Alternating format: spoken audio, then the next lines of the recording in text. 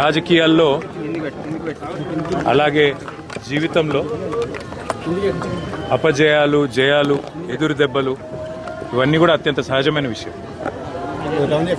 దురదృష్టం ఏమంటే ఇవాళ బీఆర్ఎస్ పార్టీలో ఒక ముఖ్యమైన కుటుంబ సభ్యుడు, మా సోదరుడు, సిరిసిల్ల నియోజకవర్గంలో మొదటి నుంచి కూడా నిబద్ధతతో పనిచేసిన ఒక సైనికుడు కుంటయ్య గారు మరి మొన్న నాకు కష్టం వచ్చినప్పుడు, నేను ఏసీబీ వాళ్ళు నన్ను విచారిస్తున్నప్పుడు నా కోసం హైదరాబాద్ దాకా వచ్చి సాయంత్రం దాకా అక్కడనే ఉండి నాకు ధైర్యం చెప్పి, అన్నా నీకేం కాదని చెప్పి మరి రాత్రి ఇక్కడికి వాపసు వచ్చి ఏమైందో తెలియదు, రాత్రికి రాత్రే ఆత్మహత్య చేసుకున్నాడని తెలిస్తే ఒక్క నిమిషం మనసు కకావికలమైంది.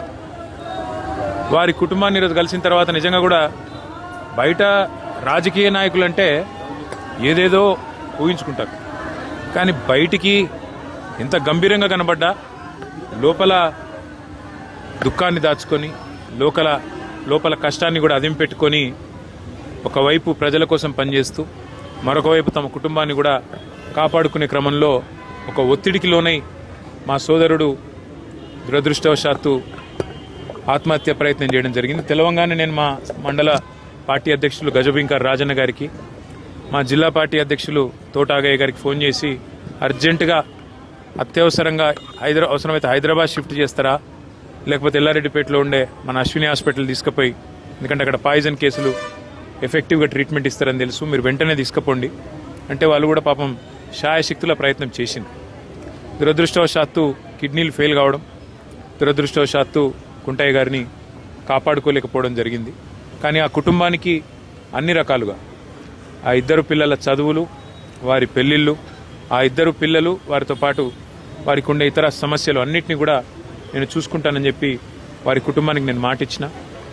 ఒక ఎమ్మెల్యే గారు పోతే ఆ కుటుంబానికి ఎట్లా అండగా ఉన్నామో ఈరోజు మా కుంటయ్య గారికి కూడా, ఆ కుటుంబానికి కూడా అదే స్థాయిలో, పూర్తి స్థాయిలో అండగా ఉంటాం. వారు మాకు ఇచ్చిన వారి సహచర్యం కానీ, వారు మాతో పాటు కలిసి గడిపిన సమయం కానీ, అదేవిధంగా వారు పార్టీకి చేసిన సేవలు కానీ ఇవన్నీ దృష్టిలో పెట్టుకొని ఆ కుటుంబానికి మొత్తం బీఆర్ఎస్ పార్టీ జిల్లా నాయకత్వం మొత్తం అండగా ఉంటుంది. పూర్తి స్థాయిలో ఆ కుటుంబాన్ని ఆదుకుంటాం, పూర్తి స్థాయిలో ఆ కుటుంబాన్ని కాపాడుకుంటాం చేస్తూ అధికారులను కూడా నేను కోరుతా ఉన్నాను. ఇవాళ పోలీస్ స్టేషన్లు సెటిల్మెంట్లు అడ్డాలుగా మారిపోయినాయి. పోలీసులు అదేవిధంగా ఇతర అధికారులు ఒకటే పని పెట్టుకున్నారు, కాంగ్రెస్ నాయకులు ఏం చెప్తే చేయాలా అన్నట్టుగా విచ్చలవిడితనం ప్రదర్శిస్తూ ఉన్నారు. ఇది మంచిది కాదు. రాజకీయాల్లో గెలుస్తాము, ఓడతాం. మేము కూడా 10 ఏళ్ళ అధికారంలో ఉన్నాం, కానీ గింత లేకి పనులు, గింత చిల్లర పనులు ఎన్నడూ కూడా చేయలేదు. ఇకనైనా ఇలాంటివి కాకుండా, ముఖ్యంగా ఎక్కడైనా కంప్లైంట్ వస్తే, కుంటయ్య గారు కంప్లైంట్ చేసినారు, నాకు రావాల్సిన డబ్బులు ఇవ్వకుండా నేను సతాయిస్తున్నారని, ఉల్టా ఆయన మీద కేసు బనాయించారు. అంటే ఈ రకమైన వేధింపులు, ఈ రకమైన సివిల్ మ్యాటర్లో కూడా పోలీసులు దూరడము, సెటిల్మెంట్లకు ప్రయత్నం చేయడము, ఈ రకంగా అరాచకం చేయడము, ఇది ఎంతమాత్రం మంచిది కాదు. నేను ఏ ఒక్కరి మీదో నేను విమర్శ చేస్తలేను. ఇది ఈ రోజు కుంటయ్య గారికి జరిగింది, రేపు ఇంకోరికి జరగవచ్చు. కాబట్టి ఇది మంచిది కాదు. దయచేసి కంట్రోల్ చేసే ప్రయత్నం చేయాలని చెప్పి కూడా నేను ఈ రాష్ట్ర ప్రభుత్వాన్ని కూడా కోరుతా ఉన్నా. కానీ ఆ కుటుంబానికి మాత్రం ఇవాళ ఇంతకంటే ఎక్కువ రాజకీయం నేను మాట్లాడను. ఆ